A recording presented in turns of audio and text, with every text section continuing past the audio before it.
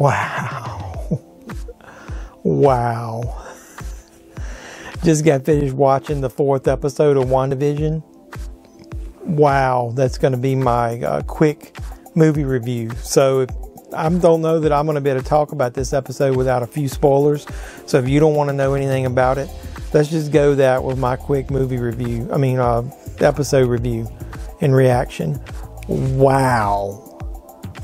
That episode was epic. And if this is the route they're going, I hope they do actually switch back to maybe the episode format that they were doing as far as the old television shows, because they were getting close to doing the 80s, I guess, and I really want to see that. But love this, love what he did. I want to get into talking about it. So before we do that, go ahead and do me a favor and leave any comments below once we talk about it. What did you think of the WandaVision episode 4? Did you like it as much as I did? And then after you do that, go ahead and subscribe to the channel. I can't make the channel grow without people like you coming back and supporting me. And then after you subscribe, go ahead and hit the notification bell, because as I post each of these reaction videos, I just did a Godzilla vs. Kong trailer reaction video. Check that out. You'll be the first to know when I post those kind of things. So let's go ahead and dig into WandaVision episode 4. Let's go.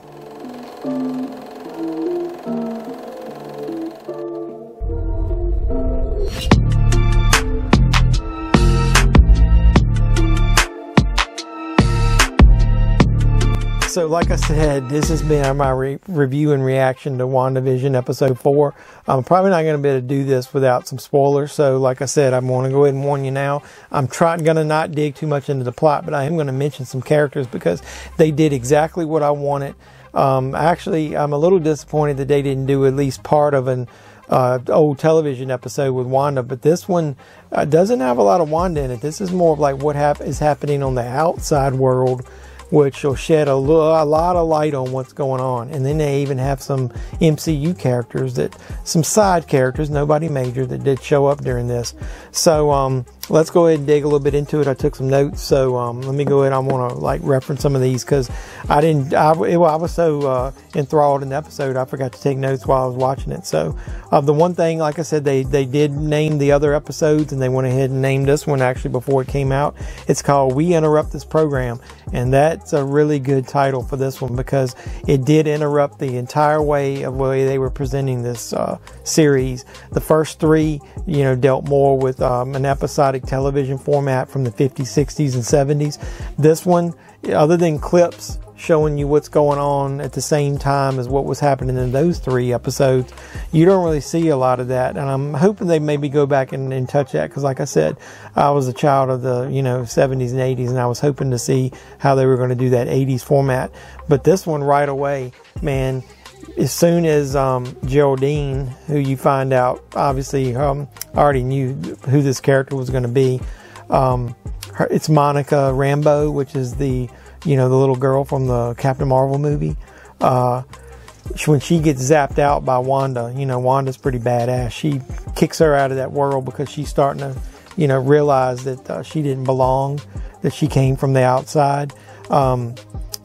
So this really does interrupt the way that this series has been presented. The main thing that I really like about this episode, and it was something I hadn't even thought about, was this gives much more detail and actually some clips to show what happened to people after they were, obviously it shows what happens when he pulled the stone from Vision's head and killed him. That is shown again. They show, Thanos snaps and people disappear. But so this is the first time that I think they've referenced, other than one of the Spider-Man movies, of what happened when the Hulk snapped, and they called it the blip and it brought people back. How did they react? I know we saw, like I said, some of the reaction to the Spider-Man characters. They were talking about, oh, well, you're back in school and it's been 3 years, or how many years it was. Was it 5 years, I think? How did people react? And they really do show the life of Monica Rambeau and how it affected her. And you can imagine, based on that reaction of what she goes through, of how it would have affected everybody, and how that was just a major moment. And we didn't see that much about it. Like I said, I was surprised. You see more about the blip in this than you ever have before. So with that being said, I don't want to spoil what they show. But it's really heavy, though, with characters from the minor characters from the MCU start showing up in this. When the SWORD organization wants to try to figure out what's going on in Westview, they bring in some scientists, and one of them is, what was her name?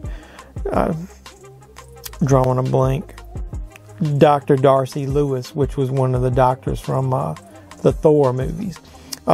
She's brought in to study it, and she actually finds out that there's a hidden signal that's behind the radiation that they're experiencing.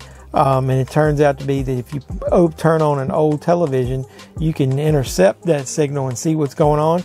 And they actually start seeing the 50s episode, the 60s episode, and the 70s episode of what's happening in Westview with Wanda.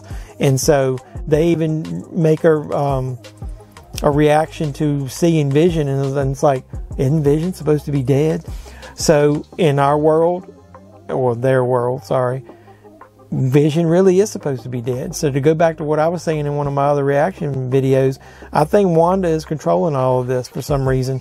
You even find out during their investigation that a lot of the people in there, they find out who they were in real life, and find out they're almost saying, well, here's the cast and here's who they are, and they start linking those people together.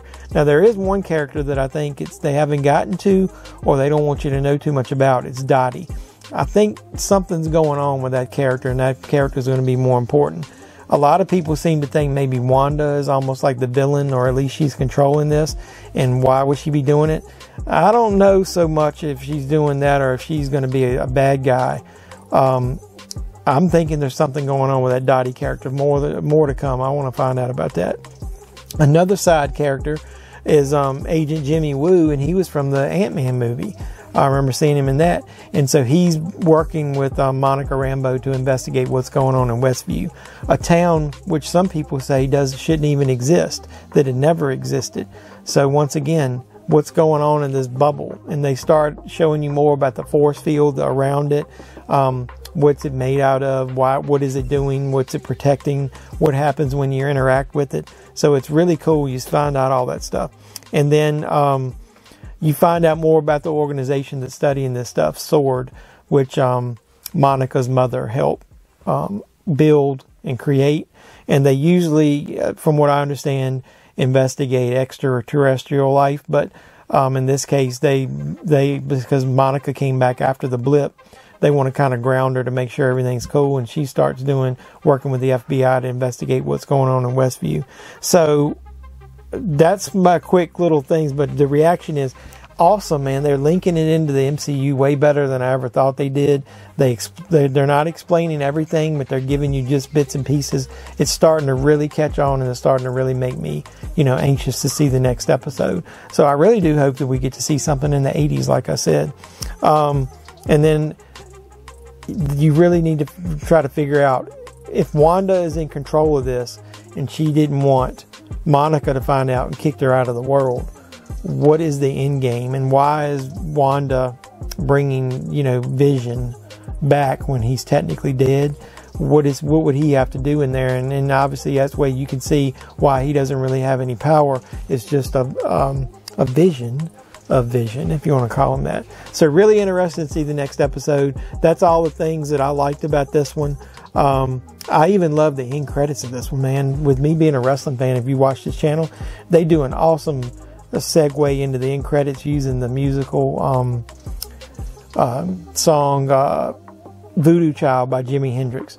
So I just thought that it was just cool. The end and everything hooked me, and I was like actually a little disappointed when this one went off. Polar opposite of how I felt after watching the first two.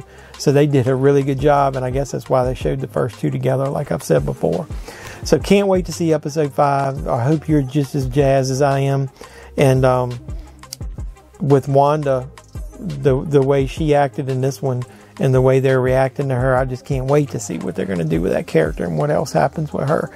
So, looks like Wanda's going to be in this for the long haul. So as they say, as Hulk Hogan would say, but while the Voodoo Child music will be playing, I guess Wanda's in the MCU for life. So sorry I had to make that cheesy joke. So let me know in the comments below what you think. Let me know what you think of WandaVision so far, the first 4 episodes. Subscribe to the channel, and then do me a favor after you subscribe, go ahead and hit the notification bell, because in that way you'll know when I post my next reaction video next week once the 5th episode drops. So I really appreciate the support you guys gave me. Appreciate you coming by, checking out my reaction to the latest episode. Hopefully I didn't spoil too much for you, and hopefully you're jazzed to watch it just like I am. And then I'll end it with this and just say, this is JeffMan316, your pop culture reporter, signing out, saying, you guys be safe out there.